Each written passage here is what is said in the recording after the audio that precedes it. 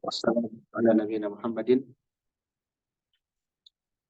khatamil anbiya'i wal mursalin wa ala alihi wa ashabihi wa man tabi'ahum bi ihsanin ila yaumil amma ba'du.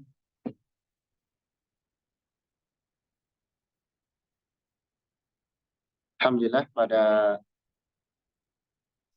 malam hari ini, di hari Senin, kita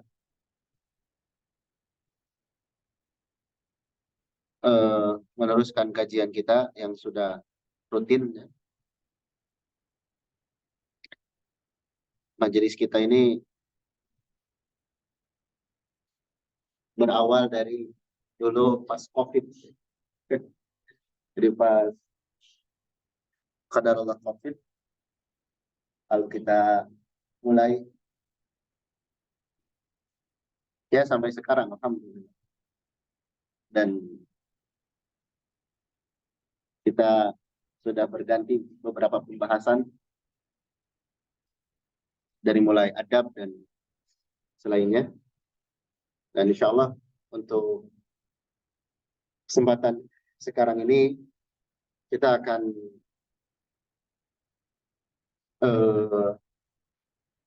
mulai membahas,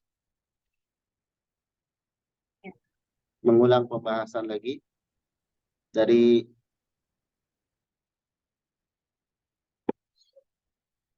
matan Tuhfatul Atfal.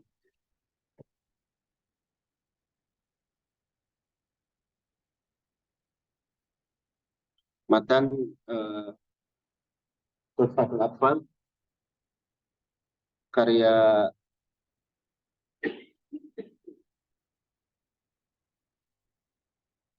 Syekh Sulaiman Al-Jamzuri rahimahullahu ta'ala.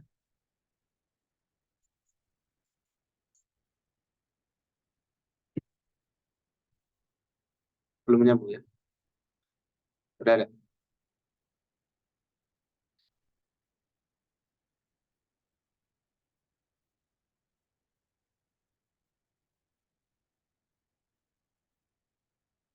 Tapi di sini belum ada tulisannya ya? Sudah terlihat Ustadz, insya Allah.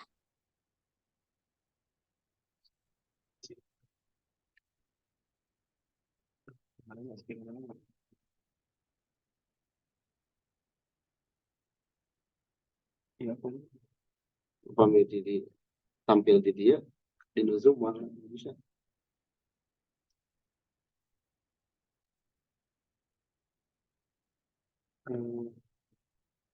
Iya Zoom kan? Iya Zoom. Pasal ya. Masih kan enggak?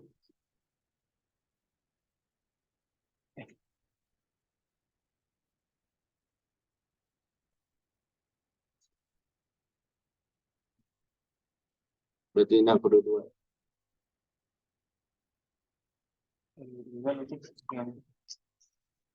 Berubah-ubah.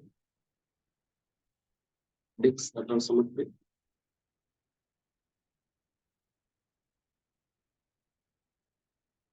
Jadi sementara mau cari tahu atas kalau coba. Oke. Letakkan dua.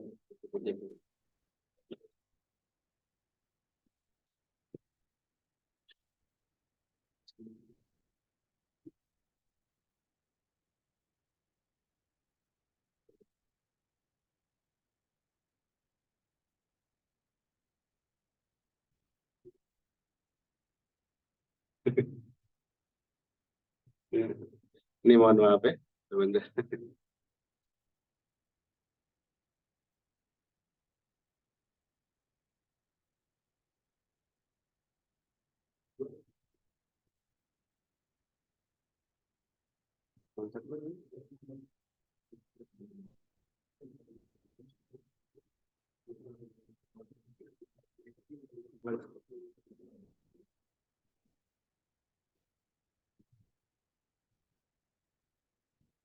Oke, sekali lagi.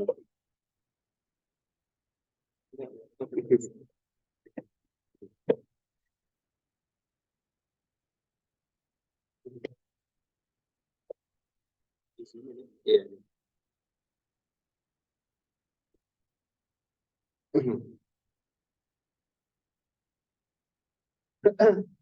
Kita mulai ya.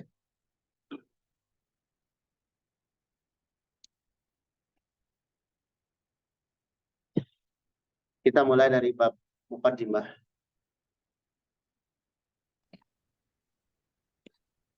Penulis mengatakan rahimahullah, Bismillahirrahmanirrahim. Muqaddimah. Yaqulu raji rahmatil ghafuri dauman Sulaimanu wal Jamzuri. Alhamdulillahi musallian ala Muhammadin wa alihi wa man tala. Wa ba'du hadha an-nazmu lil muridi fi an-nuni wat tanwini wal mududi. Sammaituhu bi tuhfatil atfali an syaikhina bihi bil kamali. Arju bihi an yanfa'atul lama wal ajra wal qabula was sawaba. Ini 5 bait dari muqaddimah matan Tuhfatul Atfal.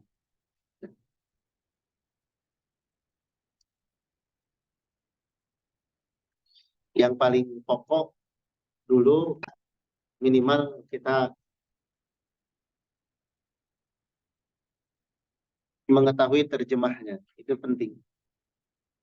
Mengetahui terjemahnya, lalu paham makna-makna yang ada di bait demi bait. Di sini penulis mengatakan, yaqulu raji rahmatil ghafuri. Berkatalah seorang yang berharap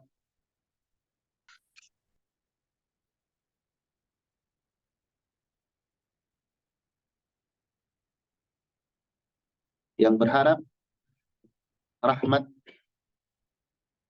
kasih sayang, serta ampunan selamanya. Jadi berharapnya itu selalu berharap, senantiasa berharap. Siapakah beliau?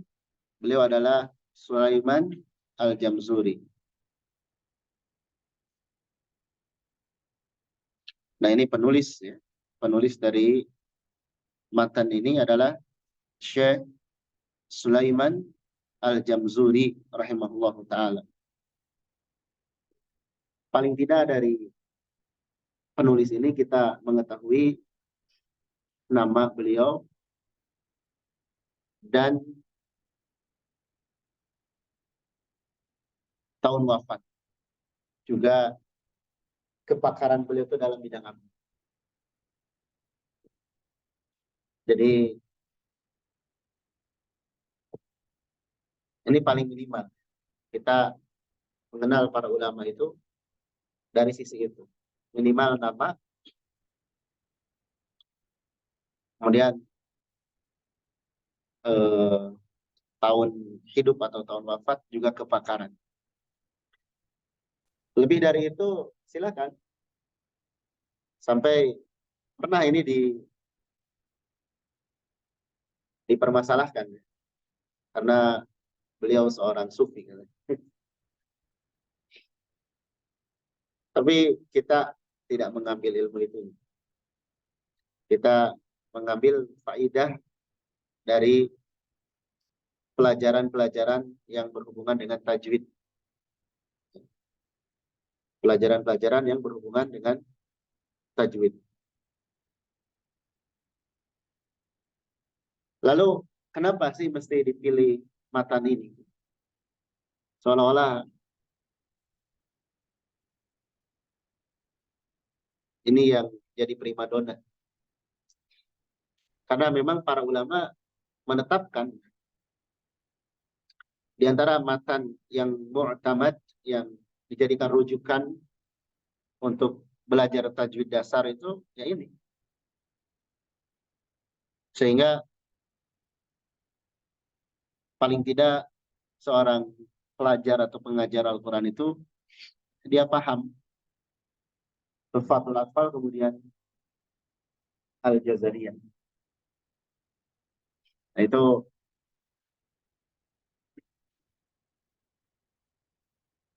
sebagai bekal dasar.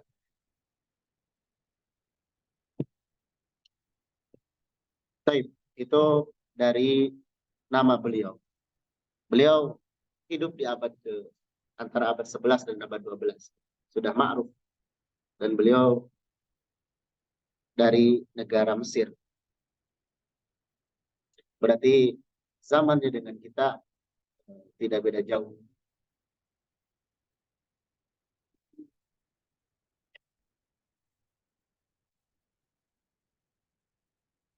Iya. Lalu beliau melanjutkan dengan pujian kepada Allah serta salawat. Nah, ini diantara adab dalam mengarang. Senantiasa dibawakan basmalah, hamdalah, dan salawat.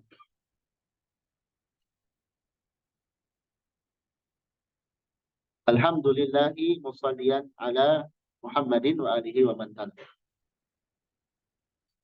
Segala puji bagi Allah dengan bersalawat kepada Muhammad, Nabi Muhammad sallallahu alaihi wasallam, kepada keluarganya dan wa man tala. Tala di sini yakni wa man ittaba'a, kepada para pengikutnya.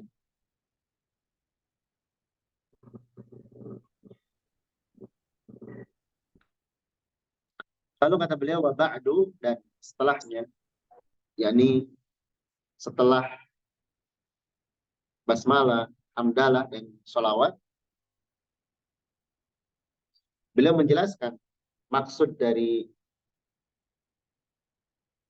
atau isi kandungan dari nazam ini apa.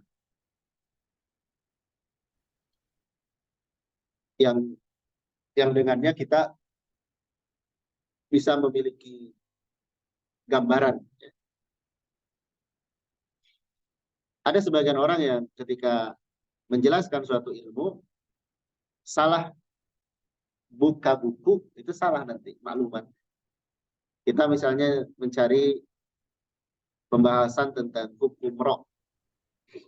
Kita buka di matan Tuhfatul Atfal, kita baca 100 kali pun tidak akan dapat.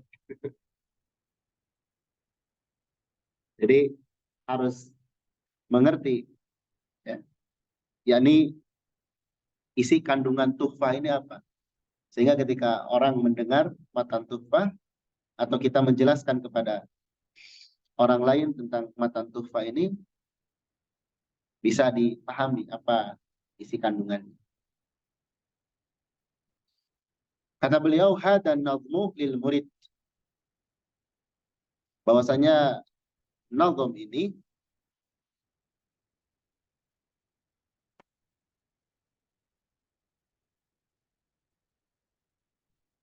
lil murid. Murid itu talib. Ini udah ada Pak Jis. Gimana? Hah? Maksudnya? Ini Habib Pak Jis. Anak dia. Oh. Tapi tampilannya sama. Boleh? Oh, dari Zoom. Ya, betul. Ya. Ya. Jadi nazam ini diperuntukkan bagi murid. Murid itu bahasa Arab, ya. Sudah jadi bahasa kita. Yang artinya murid itu tolib, orang yang menuntut.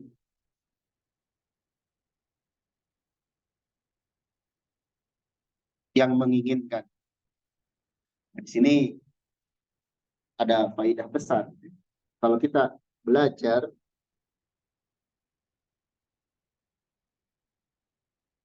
itu tanamkan diri kita ini orang yang butuh. Coba orang yang menuntut sesuatu itu gimana dia meminta terhadap sesuatu. Anak misalkan ingin sesuatu dari ibunya, dari orang tuanya itu dia maksa gitu. Nah, penuntut ilmu pun semangatnya dia terhadap ilmu itu harus demikian.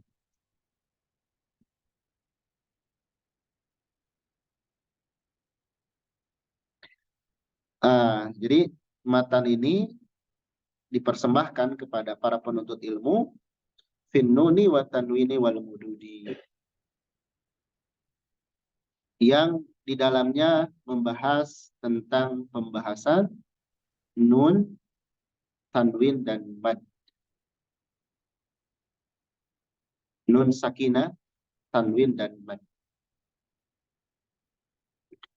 Beliau membawakan dua bab besar, yang mana dua bab ini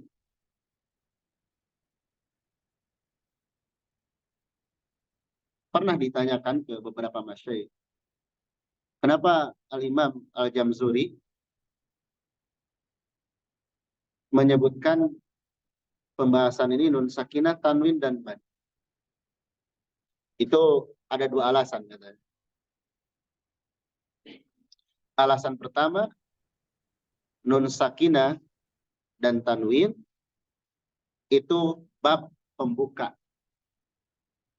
Kemudian mad itu bab penutup. Jadi beliau membawakan judul awal dan akhir.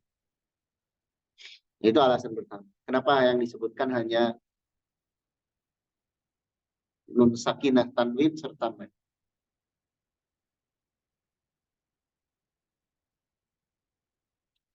Kemudian alasan kedua,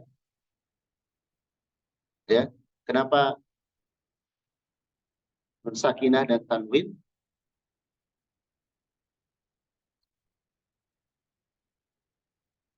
Di awal, kemudian mad.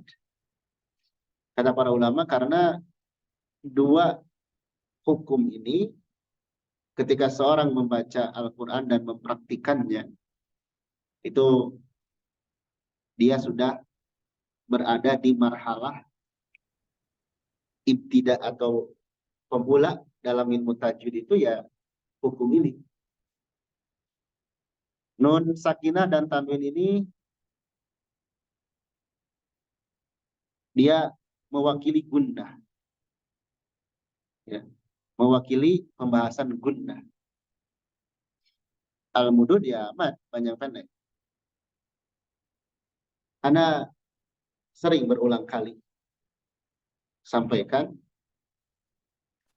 para pemula itu fokus aja di 3 hal. Ini bekal bagi pengajar juga. Fokus huruf, jangan ketukar, panjang pendek sama gunnah. Itu aja.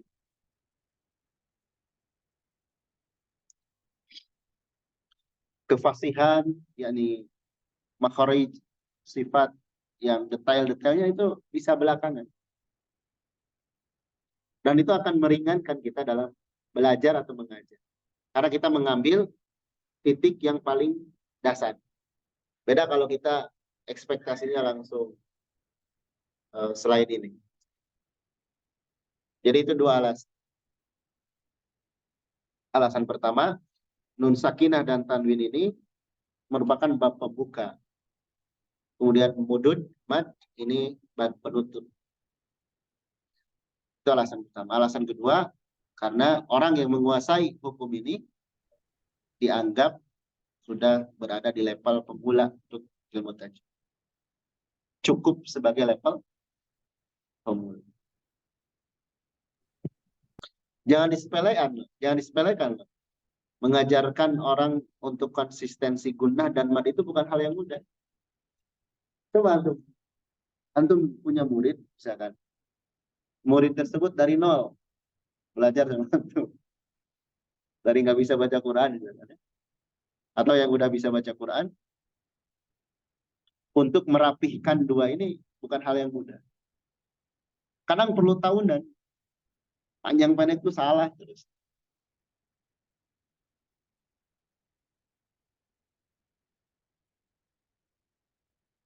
Ya, ini isi dari matan ini. Ya.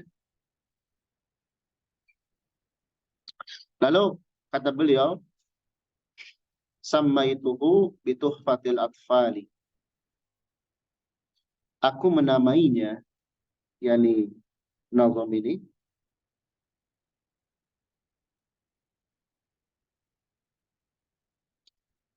beliau namai bituhfatil atfali, dengan tuhfatil atfal, hadiah persembahan kepada anak-anak atau untuk anak-anak.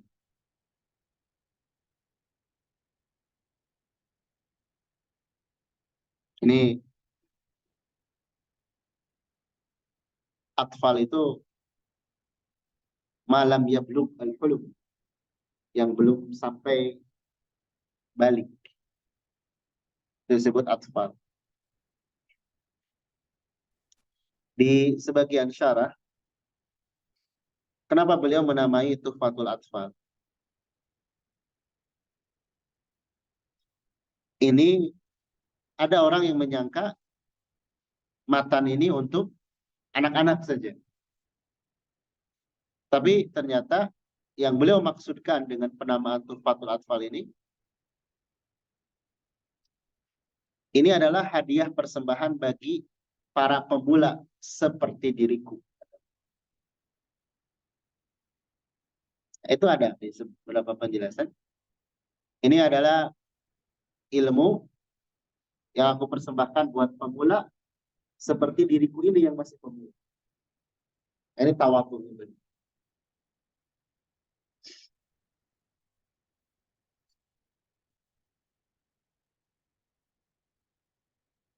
Baik. Lalu beliau katakan an syaikhina al-mihi dzil kamali,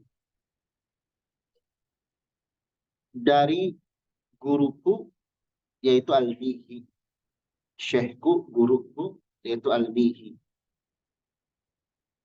dzil kamali, yang memiliki keutamaan, kesempurnaan. Ini nisbah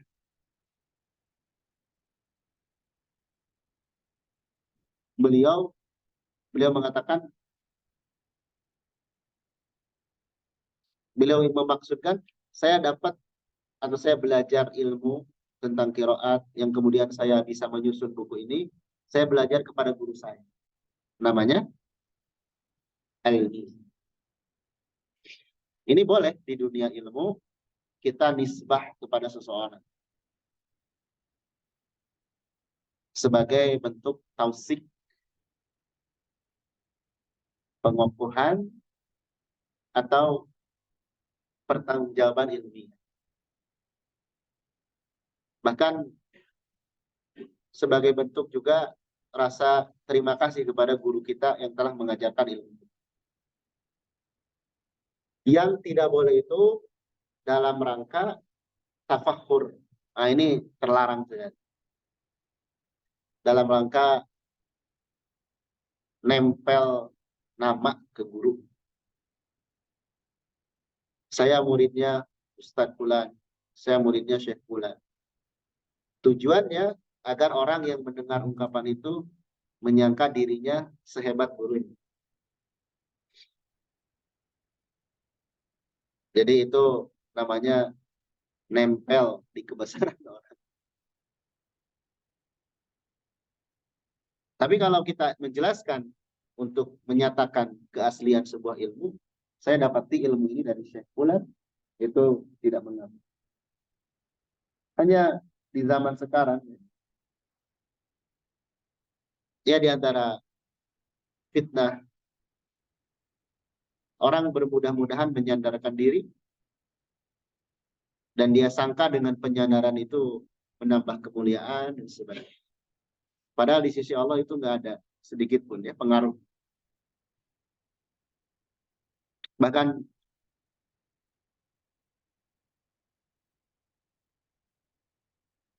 ada muhadharah terbaru atau daurah terbaru dari Syekh Abdul Razak Itu nanti bisa yang sudah mengerti bahasa Arab bisa menyimak Risalah Adab Al-Muta'allim ya, yang karya Syekh Sa'di yang dibahas oleh Syekh Abdul Razak baru-baru ini. Itu bagus tentang adab. Ada di awal-awal mukadimah itu Syekh Abdul Razak hafizahullah menjelaskan ada orang yang takasur fil ilmi, dan itu sama terlarangnya dengan takasur dengan mal. Jadi takasur fil ilmi itu gini, saya berbangga saya gurunya banyak, saya sering hadir di majelis ini. Nah itu masuk ke dalam takasur, dan itu tidak diperbolehkan. Kalau kita mengklaim hal-hal seperti itu dalam rangka untuk supaya terlihat wah. Yang paling penting itu istifadah. Istifadah yang paling penting. Nggak ada urusan kita nggak dikenal sama guru. Nggak ada urusan kita nggak diaku murid. Yang paling penting itu dia dapat ilmu.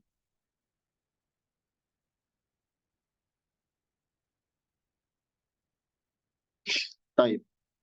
Lalu kata beliau, arju bihi an yanfa'atul laba wal ajra wal qabula was thawaba.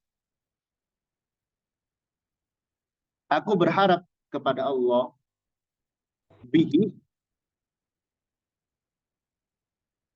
Di sini dhamir bihi di sini para ulama khilaf. Hi di sini maksudnya ke siapa? Sebagian menyebutkan arju bihi, aku berharap bihi dengannya, yakni dengan matan ini. Ada yang menyebutkan bihi di sini kepada Allah. Aku berharap kepada Allah. Kepadanya maksudnya kepada Allah. Ada juga yang menyebutkan arju bihi, aku berharap dengannya, yakni dengan matan ini.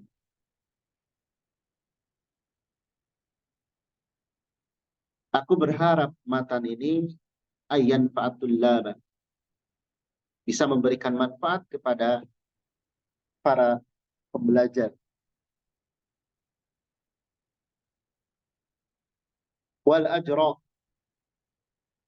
beliau juga berharap al ajra, ganjaran. Wal qabula, penerimaan. Baik diterima di tengah-tengah manusia sebagai sesuatu yang bermanfaat, atau diterima sebagai amal soleh di sisi Allah Subhanahu wa taala. Wassawaba, dan berharap pahala. Bait kelima ini pelajaran bagi kita semua ya, dalam hidup itu kita bagaimana berusaha menjadi manusia yang bermanfaat dengan yang kita bisa. Kalau kita lihat dari hadis-hadis Nabi Shallallahu Alaihi Wasallam, khairiyah, kebaikan itu ada pada beberapa orang. Misalnya, sebaik-baik kalian adalah orang yang paling baik kepada keluarganya. Khairun nas anfa'uhum linnas. Sebaik-baik kalian adalah yang paling bermanfaat untuk manusia. Khairukum man ta'alamal Qur'an wa'alam.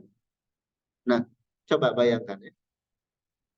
Ketika kita menggabungkan dua hal. Dua hal mana? Bermanfaat untuk orang lain. Ya. Dan bentuk manfaat itu adalah sebuah ilmu. Dan ilmu itu ilmu yang berhubungan dengan Al-Quran. Itu dua kemanfaatan yang tergabung. Nabi mengatakan khairun nas anfa'uhum linnas. Sebaik-baik manusia adalah yang paling bermanfaat untuk orang lain. Sebaik-baik kalian adalah orang yang belajar dan mengajar. Nah, kita yang sudah berada di kondisi itu, yakni seorang pelajar atau pengajar Al-Quran, niatkan agar kita juga bisa dengan Al-Quran itu memberikan manfaat kepada orang lain. Ini dua kebaikan akan kita peroleh. Makanya dikatakan seorang itu hidupnya mubarak, berberkah, ya, ketika dia menjadi sebab kebaikan atau dia mengajarkan kebaikan. Dikatakan hidup seseorang itu berberkah manakala dia menjadi sebab pintu-pintu kebaikan atau dia mengajarkan kebaikan. Di sini untuk mendapatkan kedudukan yang mulia di sisi Allah melalui pintu Al-Quran itu sangat besar sekali peluang. Mungkin di antara kita ya ada yang cita-citanya tidak tercapai untuk menjadi keadaan-keadaan tertentu, menjadi ahli anu, atau menjadi ya bisa anu. Qadarullah misalkan tidak tercapai. Jangan berkecil hati ya. Ada pintu yang terbuka lebar sekali untuk kita bisa bermanfaat bagi orang lain. Salah satunya melalui Al-Quran. Orang yang buta huruf itu banyak. Kita cek tetangga kita, keluarga kita itu banyak yang buta huruf. Tapi ingat nih, asasnya, niatnya, motivasinya ingin memberikan manfaat dan ingin pahala. Bukan ingin mengambil manfaat. Nah ini yang hati-hati. Mengambil manfaat itu dengan banyak bentuknya. Karena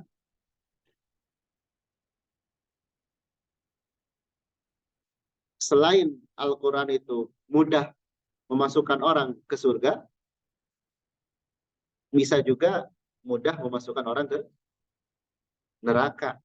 Itu kan kita tahu hadis yang 3 kelompok yang manusia dilemparkan itu. Salah satunya Qori. Karena dia ingin dipuji oleh orang. Bahkan di kitab At-Tibyan atau kitab Akhlak Hamalatul Quran, Al-Imam Al-Ajurri, beliau ulama abad 3. Itu membuat khusus akhlak man qara'al Quran la yuridu bihillah. Itu yang Anda tulis di status. Akhlak man qara'al Quran la yuridu bihillah. Ada beberapa ciri orang yang belajar atau mengajar Al-Quran, dia tidak ingin mendapatkan pahala di sisi Allah. Itu ajib sekali. Insyaallah nanti kita bahas itu hari Rabu ya. Setelah khatam kitab yang adab daris, kita masuk ke kitab itu. Nah ini penting karena pintu untuk yakni seorang itu berubah niat dan sebagainya melalui jalan Al-Quran itu sangat besar sekali. Makanya dikatakan Al-Quran itu hujjatun laka au alaika. Hujjatun laka itu pembelamu. Hujjatun alaika yang menggugat, yang menuntut. Tergantung kita, ya, pilihan. Makanya ini bait kelima ini bisa jadi nasihat bagi kita semua dalam banyak perkara. Hendaklah kita dalam hidup ini asasnya menebar manfaat dan berharap pahala. Itu aja. Kalau ada orang yang nanya ke kita, ente hidup nyari apa? nyari pahala. Karena kalau melenceng dari tujuan ini, ya kita akan tergiur dengan yang namanya dunia. Tapi itu bab muqaddimah, ya, sudah dijelaskan dari mulai siapa penulis ini, kemudian beliau membuka kitab ini dengan hamdalah, sholawat, lalu beliau jelaskan isi kandungan matan ini, lalu beliau namai, beliau ambil dari gurunya, dan beliau berharap bisa memberikan manfaat. Memberi manfaat kepada manusia itu tidak mesti dengan sesuatu yang dinilai wah oleh orang lain. Anda pernah cerita kemarin-kemarin di Masjidil Haram atau di Masjid Nabawi ada orang yang kerjaannya ngasih nyiapin air zam-zam buat jamaah lain. Ada yang sekedar ngasihin kresek buat sandal. Itu kalau lillah, kata para ulama, kam min amalin sogir atau qalil tukabbiruhu an-niyah. Wa kam min amalin kabirin tusaggiruhu an-niyah. Betapa banyak amalan yang dinilai remeh dibesarkan oleh niat yang ikhlas. Dan betapa banyak amalan yang dinilai besar terhinakan dengan niat yang salah. Baik, demikian kajian kita malam hari ini. Insyaallah di pekan depan kita lanjutkan di bab ahkam sakinah dan tanwin. Mudah-mudahan bermanfaat. Subhanakallahumma wa bihamdik, asyhadu an la ilaha illa anta, astaghfiruka wa atubu ilaik.